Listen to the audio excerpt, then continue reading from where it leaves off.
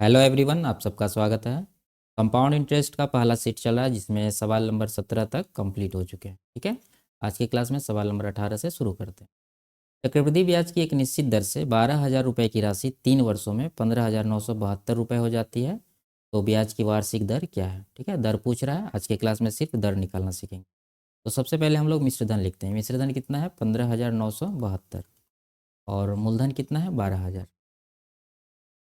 इसको सिंप्लीफाई करते हैं तो 12 से कटाएंगे तो ये 1,000 बार में कटेगा, और 12 से इसको कटाएंगे, 12 एक का 12, 12 एक का 12, 12 तिया 36, 12 तिया 36, 12 एक का 12, यानी 1331 आ रहा है। अब यहाँ पर हमको समय देखना है, कितना है? 3 वर्ष। तो किस संख्या को 3 बार गुना करेंगे, यानी किस संख्या का क्यूब करेंगे कि 1331 आएगा, और किस संख्या का क्यूब करेंगे 1,000 आएगा? तो ये आएगा 11 का क्यूब, और नीचे वाला आएगा 10 का क्यूब, यानी ये हो रहा है 11/10 का क्यूब। ठीक है, तो यहाँ से रेट हम लोग देखेंगे। यहाँ 11/10 हो रहा है, तो इसको अगर 10 से 11 को डिवाइड करेंगे तो कितना आएगा? 1.1। तो इसमें दशमलव से पहले जो है उसको छोड़ देना, तो बाद में है क्या? एक। एक के बाद जीरो लगाएंगे तो ये होगा 10%। ठीक है, तो यहाँ से रेट हमारा आ जाएगा 10%।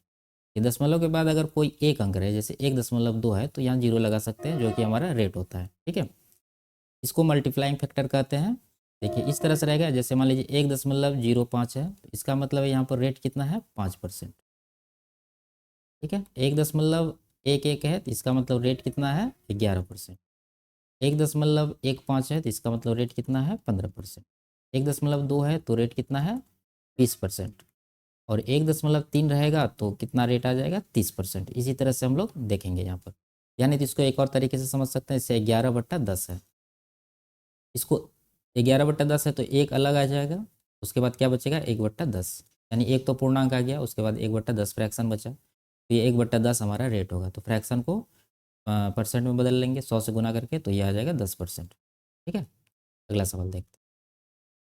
चक्रवृद्धि ब्याज की एक निश्चित दर से 57,600 रुपये की राशि 1 वर्ष में 62,500 रुपये हो जाती है, तो ब्याज की वार्षिक दर क्या है यदि ब्याज छमाही संयोजित होता है?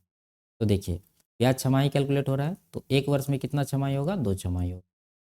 ठीक है, तो 2 छमाही हो रहा है, तो इसका मतलब देखना है कि किस संख्या का स्क्वायर हो रहा है। तो सबसे पहले मिश्रधन कितना? 62,500। मूलधन है कितना? 57,600। यहाँ दोनों जीरो खत्म कर देते हैं, 625, 576, अब नहीं कटेगा।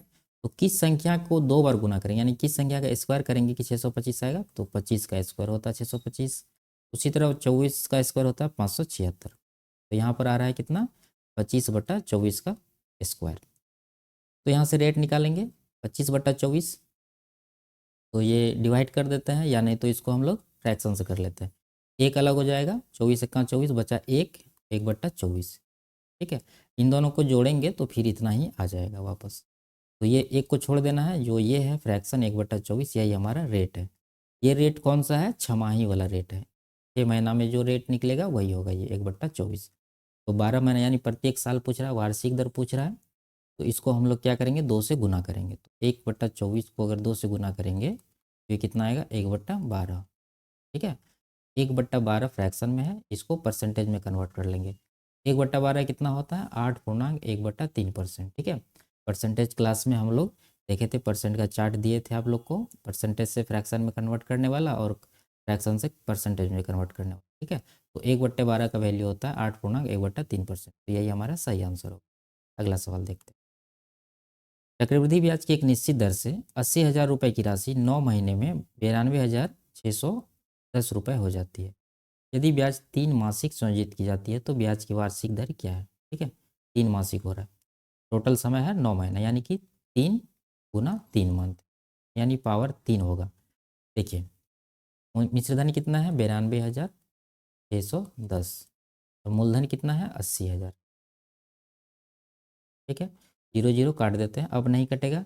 ये 92,161, यानी 9,261 है, नीचे 8,000 है, तो ये किसका क्यूब हो रहा है? देखिए आसानी से समझने के लिए सबसे पहले नीचे वाला को देखेंगे, ये 20 का क्यूब है, तो नीचे वाला 20 का क्यूब है, तो ऊपर वाला यहाँ इकाई अंक 1 है, तो इसका मतलब 21 का क्यूब होगा।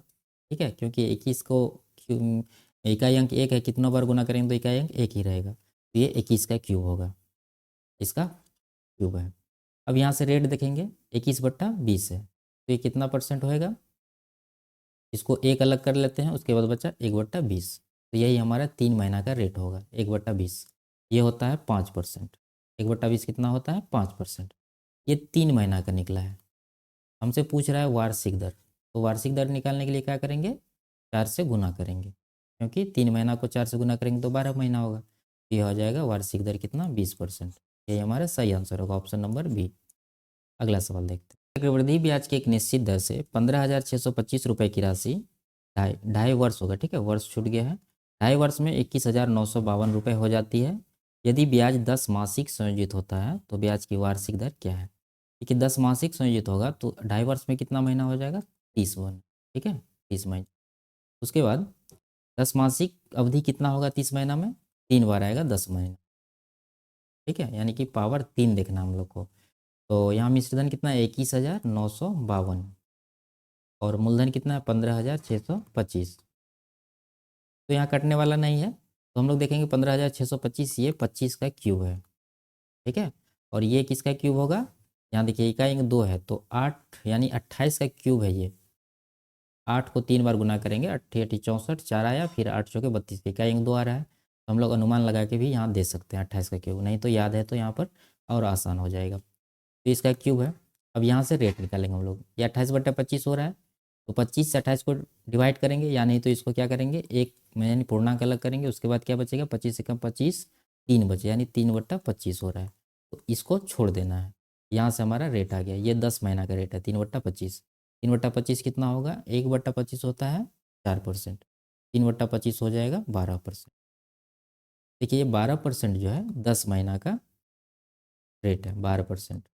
तो यहाँ से हम लोग 12 महीना का निकालेंगे, तो 12 महीना का कितना आ जाएगा 12/10 गुना 12, तो ये 12 144 को 10 से डिवाइड करेंगे तो ये आ जाएगा 14.4%।